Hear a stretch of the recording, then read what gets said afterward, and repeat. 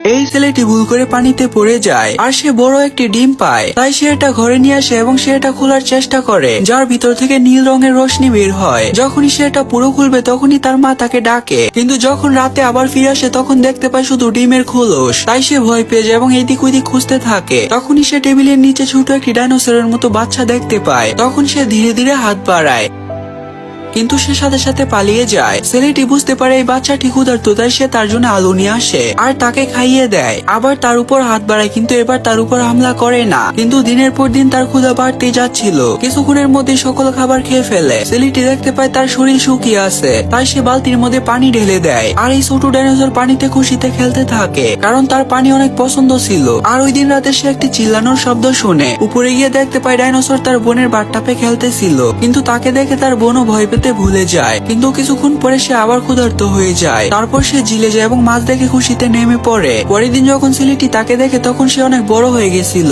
এখন তাকে আর ঘরে রাখা সম্ভব না। ছেলেটি এবং তার আঙ্কেল নদীতে তাকে ছেড়ে দিয়ে আসতে যায়, কিন্তু সে যেতে চায় না। তখন আঙ্কেল আলু পানিতে ফেলে এবং ডাইনোসর তা ধরতে চলে যায়। আর ছেলেটি কষ্ট পেয়ে তাকে বিদায় জানায়। 1 মাস পরে সে আবার নদীতে যায়, আর হঠাৎ পানি থেকে বড় একটি জীব বেরিয়ে আসে। আর এটা ওই ডাইনোসরটি ছিল, কিন্তু সে এখন অনেক বড় হয়ে গেছে। আর ছেলেটি তার গলায় চড়ে যায়, আর দুজন জিলে অনেক সুন্দর করে খেলতে থাকে। কিন্তু তখনই একজন অফিসার তাকে দেখে ফেলে, আর পরের দিন সেনা তাকে ধরতে চলে আসে, আর গোলাবাজি শুরু হয়ে যায়। ছেলেটি তাকে বাঁচানোর অনেক চেষ্টা করে। সৈনিকরা পানিতে বড় একটি লোহার জাল ফেলে দেয়। ছেলেটি তাকে সাহস দিয়ে আগে যেতে বলে, আর ডাইনোসর তার পুরো শক্তি দিয়ে জাল পার করে ফেলে এবং সমুদ্রে চলে যায়। পরের দিন সকালে সে আবার তাদের কাছে আসে এবং লাস্টবারের মতো বিদায় জানায়। আচ্ছা, এখন বলো, তুমি কি এরকম কিউট জীব পালতে চাইবে? লাইক করে কমেন্টে জানাও।